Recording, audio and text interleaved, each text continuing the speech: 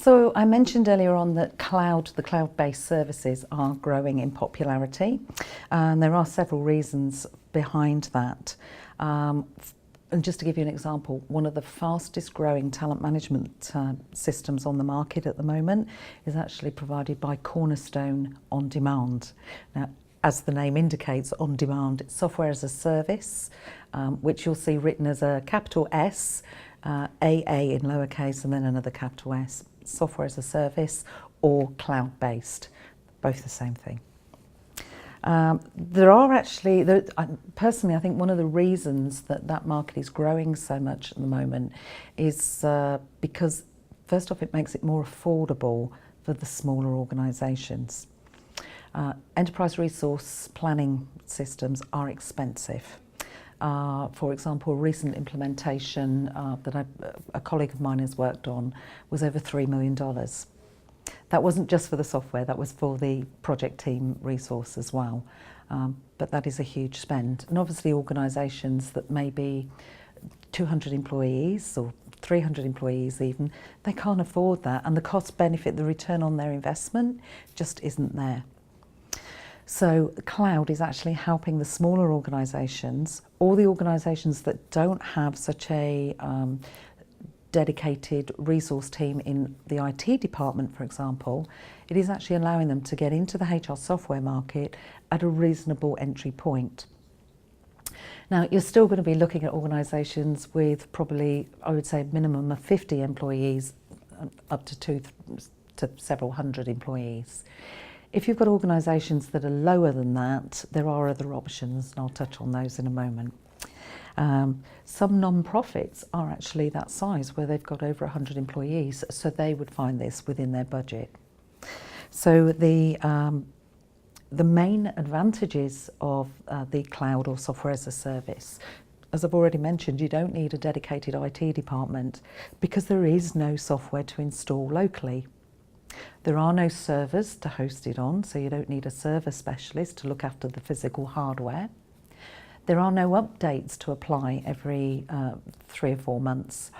So for example, just on payroll software alone, particularly in the North American market, where every province or every state has its own tax legislation, the tax updates are ubiquitous. They come out every couple of weeks because, in fact, Canada's not so bad, but in the US, not only does each state have its own tax regulations, they all seem to have different tax year start and end points where they adjust tax and the equivalent of EI within Canada. So that gets very complex and obviously resource intense to keep up with those updates.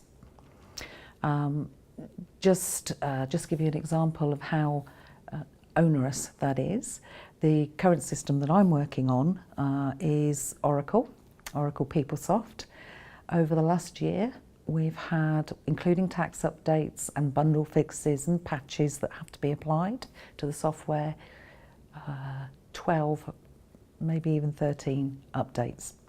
So that obviously takes a huge resource. And again, the smaller organisations just don't have that level of resource available to them.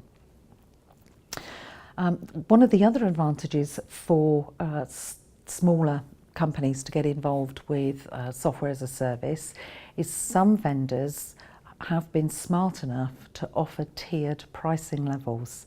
So if you want to buy the software as a service license and you only have, say, 50 employees, you'll pay a much smaller license fee than somebody who's saying, well, I want to join your software as a service, but I have 5,000 employees.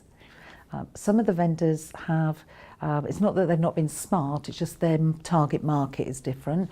They specifically only want to go to organisations that are 10,000 employees or more in size. So HR Smart, for example, and Workday, if you're less than 10,000 employees, they're not really that interested in gaining your business. Whereas there are other companies out there that will quite happily take organisations of 100 to 200 employees. In fact, there are actually boutique vendors that specialise in the smaller organisations. which is good news because previously, particularly with the big talent management systems, those smaller organisations just would have missed out on it. As well as the boutique vendors that I've just mentioned being really great for the smaller organisations, the other exciting thing is that it tends to be, certainly over the last 12 months, and I think more so going into the future, it's the boutique organisations, the vendors of that software, that are coming up with the really exciting developments. So it was originally a very small boutique operation, for example, that came up with the direct employee engagement. So they've developed software that instead of the traditional annual employee engagement survey that goes out, it actually allows an employee, anonymously if they wish, to actually comment there and then on something that has happened in the workplace. So employers now are able to get employee engagement in real time rather than having to wait for the annual or biannual survey to go out. And it is the smaller companies that are actually being more adventurous and leading edge with that type of software. That actually can also be a downside, so a disadvantage to software as a service or cloud-based solutions, because it's the smaller companies that are starting to see an increase in market share. You tend to find when that vendor gets to around 50 million in sales, then you've got the big players like Oracle and SAP that are primed and ready to buy them out, and that's happened quite a lot.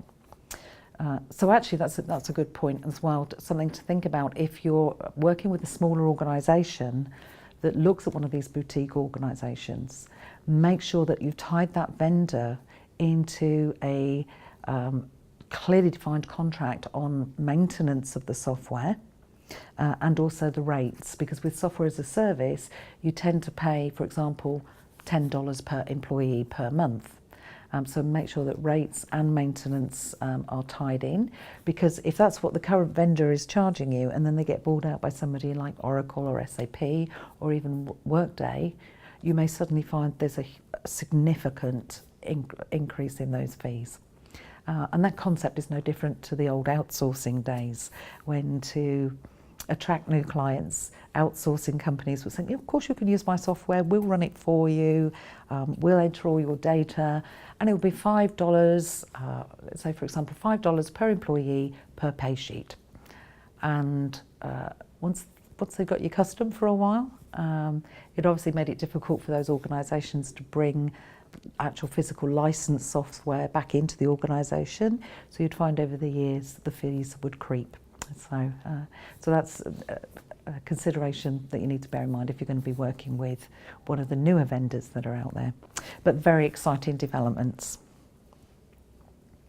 One of the other considerations with software as a service, and I will give you further information on this in the security aspect later on, but there are concerns, particularly from Canadian organisations, as to exactly where the data is being hosted. Because obviously there are different access rights to data in the US, for example, than there are within Canada.